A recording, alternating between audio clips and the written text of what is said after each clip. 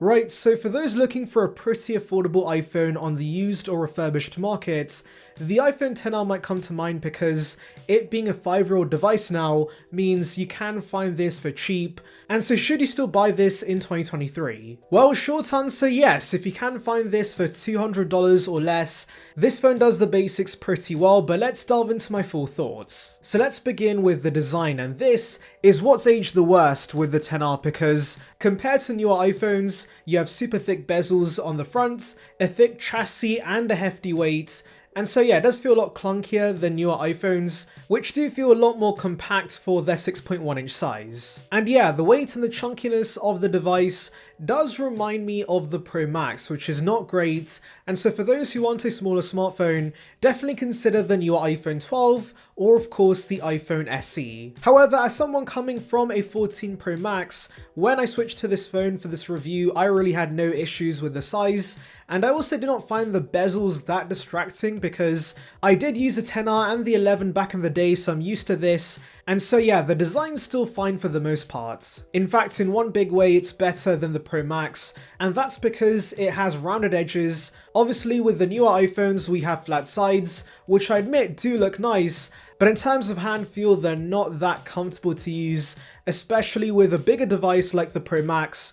And so I do appreciate the rounded corners on this. This phone's a lot more comfortable to use. Also, I'm glad that Apple stuck to glass and aluminium for their first regular iPhone, since this really did begin the trend of having a regular and pro size. And while Apple did give us the 5C in the past, that was a big flop. And one of the reasons was the plastic shell. It felt a lot cheaper in the hands compared to more expensive iPhones. Whereas with this, yes, you don't have stainless steel, but remember the edges are matte, and it still feels very premium. So I'm glad Apple's given us a glass and aluminium shell with this. It has aged fantastically because of this. There are a few nicks and scratches, but apart from that, for a 5-year-old device I've been using caseless, durability wise, it's been fantastic. So let's now move on to the big controversy the XR faced at launch, and that was the display, because on paper at least, this has an 828p 6.1 inch LCD panel which pales in comparison to OLEDs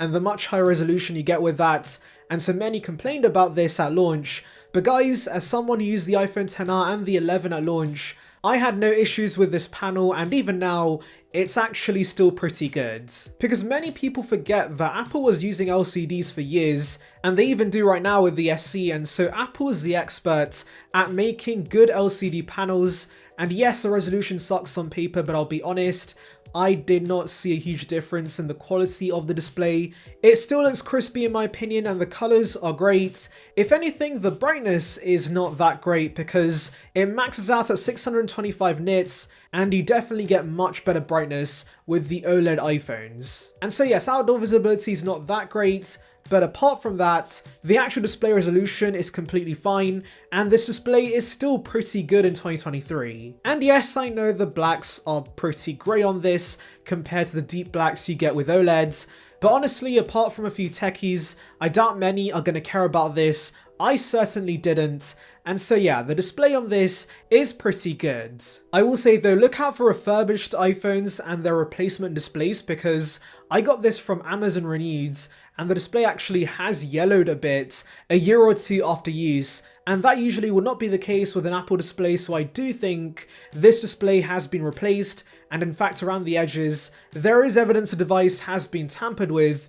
And so yeah, there is a chance refurbished devices might be using inferior panels, so make sure you have some sort of warranty for your refurbished device that you can take advantage of if anything goes wrong. And for those asking, doesn't the iPhone tell you when the display's been replaced? Well, that's actually the case with the iPhone 11 and up. And so while the XR should tell you if the battery's been replaced, unfortunately that's not the case with the display. So once again, make sure there is warranty available if of course you go refurbished. If you go used, however, there is a lesser chance of the panel being replaced. But yes, refurbished devices, do take note of that. And by the way, would like to remind you guys, like this video and subscribe for more content like this, it would be appreciated. Now, one fun fact I want to mention about the XR is the fact this was the first iPhone to remove 3D Touch. And so coming from a 14 Pro Max, I was right at home with haptic touch on this. It performs in a very similar way to newer iPhones, and I've actually never had an iPhone with 3D touch. So yes, I'm not missing any of that with the XR. And also remember, like the newer iPhones, you have water resistance with this. It has IP67, which is a notch below newer iPhones, but it's still pretty good and covers you if you do spill any water on this. Now moving on to the performance, we have the A12 chip in this and 3 gigs of RAM, and I'll be honest guys, I cannot tell much of a difference between this and the 14 Pro Max. Now applications might stay longer in the background with the 14 Pro Max, but performance-wise, they are very similar, which goes to show that Apple's chips are far ahead of the competition, and even in 2023 you could still use an A12 iPhone with absolutely no complaints. And yeah, I did the usual with this phone: Twitter, WhatsApp, Telegram, Reddit, a bit of light gaming to push it, and yeah, I had no issues. The XR still performs like a champ. And yeah, it's really surprising, after years of software updates, this phone still runs super well, which is refreshing because in the past, Apple was limiting the CPU of older devices as their batteries aged, but thankfully that's no longer the case. And the great thing about the XR is that because it has the A12 chip and the much better newer engine, this does actually get a lot of the smart features that were introduced with iOS 15 and 16. For example, live text, the webcam feature on macOS, on-device speech processing, and also portrait mode when using FaceTime. So that is a big reason to consider the XR over older iPhones like the iPhone X, for example, because while that does have OLED and a telephoto lens on the back, you are getting the much better A12 chip in this, which should give you additional features. So let's move on to the camera, and things are pretty basic with the XR compared to newer iPhones, because you don't have multiple lenses on the back. It's just one wide 12 megapixel sensor on the back, and fun fact, the iPhone SE Apple still sells has the same main sensor as this, but of course with the A15 chip and also newer HDR features, but the core experience should be very similar to this. And yeah, honestly, I took a few shots on the XR and this phone still takes ridiculously good shots. It was the first iPhone to get smart HDR support, and it does make a difference. Now of course, I'm not going to lie to you guys and say this is just as good as the iPhone 14 series. That's completely false. Even with the HDR issues we've had with the 14 series, it still is a lot better than the XR. But again, for the price you can find this now, the camera's pretty good on this. Portrait mode also for a single lens is surprisingly decent. You also get all the portrait lighting features, though do note you don't get night mode support. That was introduced with the iPhone 11 series. However, the iPhone SE Apple sells right now also does not have this, and so yeah, that's not a massive con in my opinion. And actually, because the aperture is still pretty wide on the single main lens, low light shots are not that bad. Really, the bigger issue I had was the lack of zoom on this. I did really miss having a telephoto, but the ultra-wides and the lack of that's a non-issue in my opinion. So yes, if you want a basic camera experience, this iPhone still does deliver for the most part. Now the front-facing camera is 7 megapixels on this, which I know does pale in comparison to newer iPhones, but again, it's actually not that bad.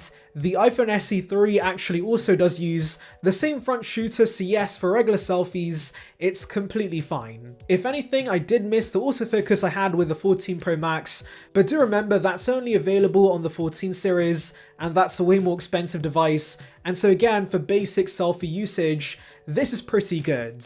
Now let's talk about video on this iPhone, because fun fact, I have actually used this phone as my B-roll camera in many videos, and it's actually pretty decent. Apple's been nailing 4K video on iPhones for years, and so the XR does perform like a champ in this department.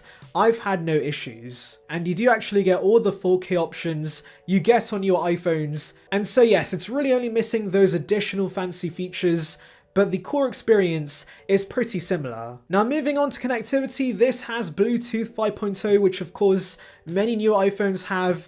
Only the 14 series has 5.3 support, and so connecting AirPods to this is super reliable every time. But of course, there is no 5G on this. Only the iPhone 12 and above has this, and so if you care about that and future-proofing your iPhone for this standards, then you have to spend extra on the iPhone 12. However, as someone who's had 5G for years, it has not made a big difference, and going back to this iPhone with 4G support actually was not a massive downgrade. Speeds feel similar when it comes to real life usage. So yes, do not worry about the lack of 5G on this. I personally think 5G is pretty overrated. I will say though, the modem in this phone is a little worse compared to newer iPhones because this has an Intel modem inside and they're not as good as the Qualcomm modems, and so I did notice I wasn't getting as many bars in the same place as a newer iPhone would, but it's not a massive deal breaker to be honest, especially for the price of this device. Now moving on to biometrics, obviously this has Face ID, which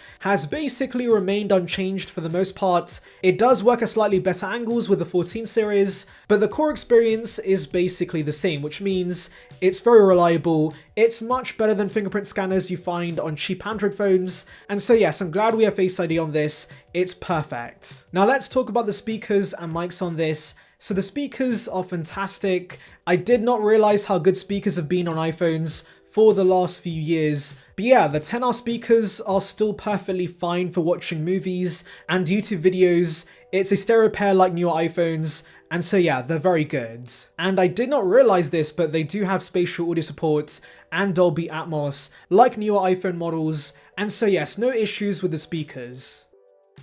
And so let's delve into all the new details. So pretty credible source Ming-Chi Kuo tells us, in 2024 there are plans to release a redesigned HomePod with an integrated 7-inch display. Also, for those wondering, the mics on this phone are great. They're crystal clear for calls. Now let's talk about a big thing many of you guys might care about, and that's battery life. So the 10R at launch was consistently getting me 6 hours of screen on time, and it was one of the first iPhones that had properly good battery life because remember, this actually beat the iPhone XS Max back in the day. So yes, if you do find a 10R with a brand new battery inside, you should not worry about the battery life. It should be completely fine. However, if you're buying used or of course going for a lower grade refurbished device, you're not going to be getting a new battery inside. For example, this iPhone XR I got, I believe came with 89% and has now dropped to 83%.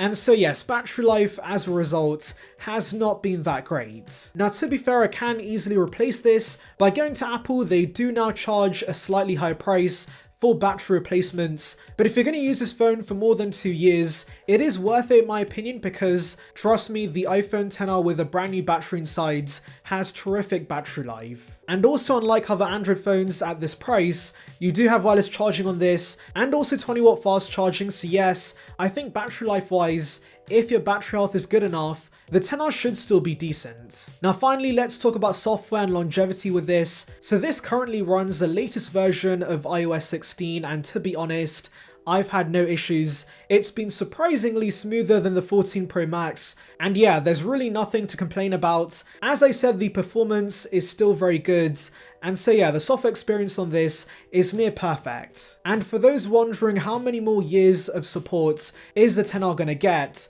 well, of course, I can't know for sure, but I do predict at the very least we should see 2 years or 3 years of support, and there is a chance we get even more support with the A12 devices because the chip in this was such a big upgrade over the A11 chip. But realistically, 2 years of support at the very least makes sense. And if you think about it, many other Android phones, brand new at this price, only offer 1 or 2 years of support, and so this iPhone does match that. And also remember, older iPhones not running the latest version of iOS still get security updates, and so yes, don't worry about software on this. For the price you pay, you should get sufficient software updates. And remember, because it's an iPhone, you can easily trade this or sell it for a good price. I often see retailers and carriers do trade-in deals with older iPhones, and so if you do upgrade in around 2 years, you should be able to get a newer iPhone for much less. So yeah, those are my thoughts on the iPhone XR. Still very, very good